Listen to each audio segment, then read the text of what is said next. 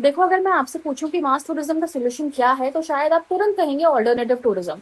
और ऑनेस्टली हमारी text books भी हमें कुछ ऐसा ही बताती हैं। लेकिन क्या स्टोरी इतनी सिंपल है? बिल्कुल नहीं। सबसे पहले समझते हैं कि मास टूरिज्म आया क्यों था।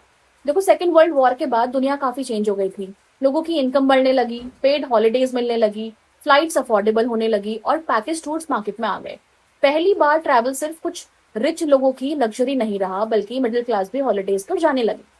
और इसी फेज को हम कहते हैं मास टूरिज्म।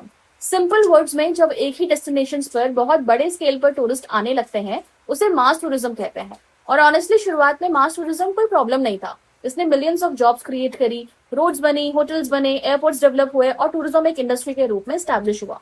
मतलब टूरिज्म को डेमोक्रेटाइज करने का काम जो किया था वो मास टूरिज्म ने किया। लेकिन प्रॉब्लम कब शुरू हुई? जब टूरिज्म एक्सपीरियंस से ज्यादा नंबर्स का गेम बन गया।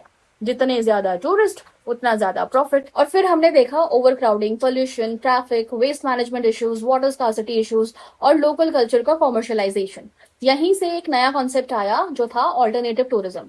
अब ऑल्टरनेटिव टूरिज्म एक्चुअली कोई एक टाइप ऑफ टूरिज्म नहीं है, ये एक अप्रोच है। इसी अप्रोच के अंदर आते हैं ecotourism, rural tourism, community based tourism, responsible tourism और सस्टेनेबल टूरिज्म। इनका पर्पस था कि टूरिज्म सिर्फ पैसा कमाने का मीडियम ना हो, बल्कि इन्वायरमेंट को प्रोटेक्ट करे, लोकल कम्युनिटीज को इन्वॉल्व करे और कल्चर को रिस्पेक्ट करे। सुनने में लगता है ना परफेक्ट सॉल्यूशन, लेकिन अब आता है सबसे इंटरेस्टिंग पार्ट। आज 2026 में क्या ऑल्टरनेटिव टूरिज्म सच में मास टूरिज्म का सोल्यूशन बन पाया? मेरी अंडरस्टैंडिंग में partially yes, but completely no.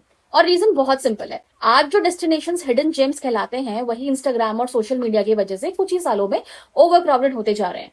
Eco resorts luxury business बन चुके हैं। कम्युनिटी बेस्ड टूरिज्म की जगह सिर्फ ब्रोशर्स और पॉलिसीज में दिखाई देती है, लेकिन जो आज भी डिसीजंस ले रहे हैं वो बाहर के इन्वेस्टर्स हैं। मतलब जिस प्रॉब्लम्स को सॉल्व करने के लिए ऑल्टरनेटिव टूरिज्म आया था, धीरे धीरे वो खुद भी उसी मार्केट का पार्ट बन गया। तो फिर असली क्वेश्चन क्या है? क्या प्रॉब्लम मास टूरिज्म है या ऑल्टरनेटिव टूरिज्म? शायद दोनों में से एक भी प्रॉब्लम नहीं है, लेकिन प्रॉब्लम तब शुरू होती है जब टूरिज्म का फोकस सिर्फ ग्रोथ और प्रॉफिट पर हो। और आज टूरिज्म स्टडीज का डिस्कशन सिर्फ मास टूरिज्म और ऑल्टरनेटिव टूरिज्म तक लिमिटेड नहीं है।